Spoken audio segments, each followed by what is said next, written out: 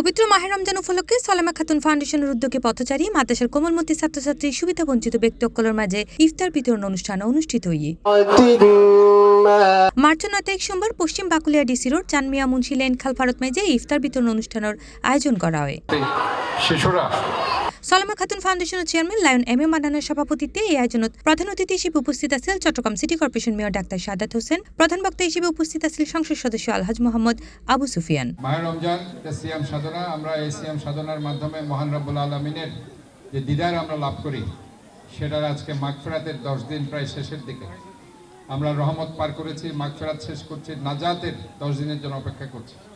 আমরা শুধু মহান রব্বুল আলামিনের কাছে আমরা দোয়া করব, যাতে করে আমরা আমাদের রাষ্ট্রনায়ক তারেক রহমানের মাধ্যমে আমরা একটি দুর্নীতিমুক্ত সমৃদ্ধশালী বাংলাদেশ আমরা যাতে গড়ে তুলতে পারি।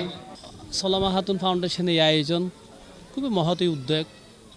আসলে আর মানুষ হিসেবে প্রত্যেকটা মানুষের নৈতিক দায়িত্ব, নৈতিক মূল্যবোধ এই ধরনের প্রোগ্রাম করানো উচিত।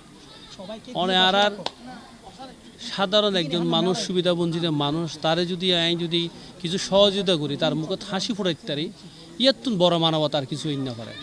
তো মন্নান যে আজকে প্রোগ্রাম আয়োজন করছে, মন্নান আসলে খুবই ভালো কাজ করছি।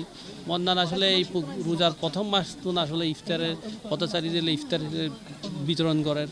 এই আয়োজনত বিশেষ অতিথি হিসেবে উপস্থিত আছেন আমদাদুল হক বাদশা, বাংলাদেশ প্রতিদিন পত্রিকা Chittagong bureau chief Mohammad Selim Jabed, advocate Selimullah. এছাড়া আরও উপস্থিত আছেন শওকত আলম দুলাল, মোহাম্মদ জাবেদুল হক, সাদ্দামুল হক, নোমানুল্লাহ বাহার সহ আরও বোধকেই যারা পথচারী আছে, সুবিধাবঞ্চিত মানুষ আছে, পথচারী আছে, তারপর মাদ্রাসার ব্যক্তিসকল আছে, ইতারাল্লাই মাসব্যাপী ইফতার আয়োজন করছি। হ্যাঁ, মানে গরিব গুণ্যকলরে এই রমজান মাসের মধ্যে 1-10 বারে এই উদ্যোগটা অত্যন্ত উৎসাহজনক এবং ব্যাকুণ দোয়া করিবেন। আপনারা যারা যাতা ব্যাকুণ দোয়া করিবেন। এই আয়োজন প্রথম রোজা তো শুরু করি এবং 30 রোজা পর্যন্ত ইফতার ফ্রি ইফতার আয়োজন রইয়াডে। আজির আয়োজন বিশেষ করে এই যে মানবিক অন্ধ মানুষ সই এবং পথ সুবিধাবঞ্চিত মানুষ সইয়াডে।